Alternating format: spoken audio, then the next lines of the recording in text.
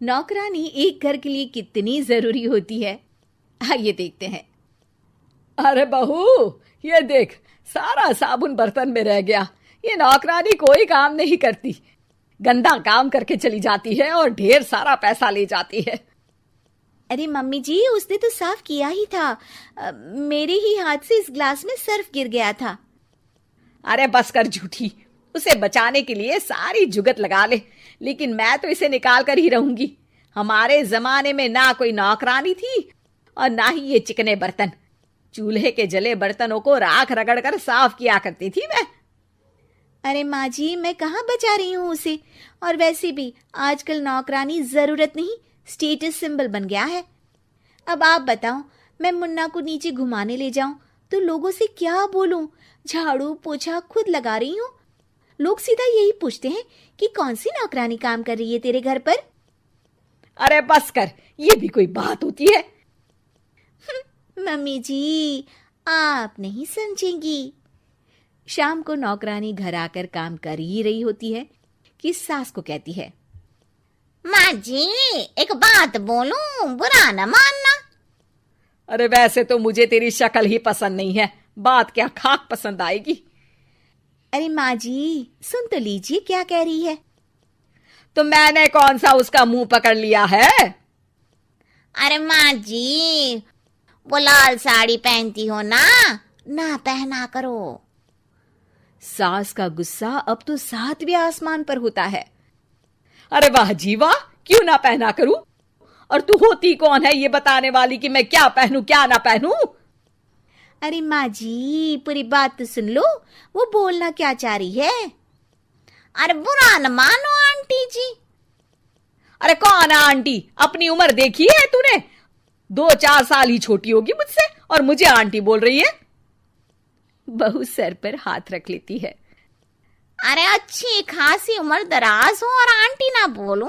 मैं तुम्हारी बहू से भी 4 साल छोटी हूँ। क्यों दीदी? बोलती भी क्या, एक तरफ सास यानी पति की माँ, तो दूसरी तरफ नौकरानी जिसके बिना घर का काम नहीं चल सकता। वो दरअसल माँ जी की शादी भी बहुत जल्दी हो गई थी ना। अच्छा ये झगड़ा छोड़ो, ये बताओ तुम माँ जी को लाल साड़ी पहनने से क्यों मना कर रही हो?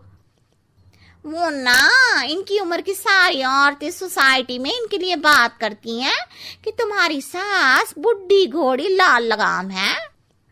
बहू को ये सुनकर गुस्सा आ जाता है। अरे वाह वाह, कौन बोलता है जी?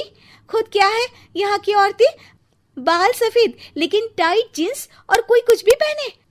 अरे पहनना हमारा निजी हक है, किसी को कुछ हक नहीं बनता कि वो मेरी सास के लिए कुछ बोले। मैं आज ही जाकर माँ जी के लिए लाल जींस लेकर आऊंगी, फिर देखो कोई क्या बोलता है। अरे चुप लाल जींस। अरे सुन नौकरानी की बच्ची, जाकर बोल दे उन लोगों से कि उन लोगों की तरह मैं उड़ती नहीं फिरती हूँ घर बार छोड़कर। अपने बच्चों और नाती पोतों में मन लगाती हूँ, ना कि सारा दिन ताश के पत्तों में आंख गड़ाकर 3 पत्ती खेलूं। नौकरानी वहां से चली जाती है। वैसे बहू, नौकरानी के क्या फायदे हैं ये तो पता नहीं, लेकिन सबसे अच्छा तो ये कि पता चल जाता है कि कौन किसके लिए क्या बोल रहा है। सोसाइटी में तेरा नौकरानी रखने का इरादा बिल्कुल ठीक था। अगले दिन उन लोगों के घर की बेल बजती है। बहू दरवाजा खोलती है कि सामने कुछ औरतें खड़ी होती हैं। अरे बहू, कहाँ है तेरी सास? बुला जरा। अरे बहन जी, आप सारी एक साथ आइए आइए, कैसे आना हुआ? अरे 3 पत्ते खेलने आई हैं, क्यों खेलोगी? क्यों नहीं, वैसे भी बड़े दिन हो गए, एंटरटेनमेंट हुआ नहीं। बहू जा जाकर पकोड़े तो बना ला। अरे बस करिए, आगे कुछ पीछे कुछ। वैसे तो कहती है कि परिवार पर ध्यान देती है, हमारी तरह 3 पत्तियां नहीं खेलती। हमने कौन सा परिवार छोड़ दिया? सास सक पका जाती है। अब ये किसने कहा? मैं तो कहती हूँ कि मैं भी थोड़ा बाहर निकलूं। आपने ही तो कमला नौकरानी से ये सारी बात की थी। सास और बहू को अब सारी कहानी समझ आ जाती है कि सोसाइटी की औरतें क्यों भड़क रही हैं।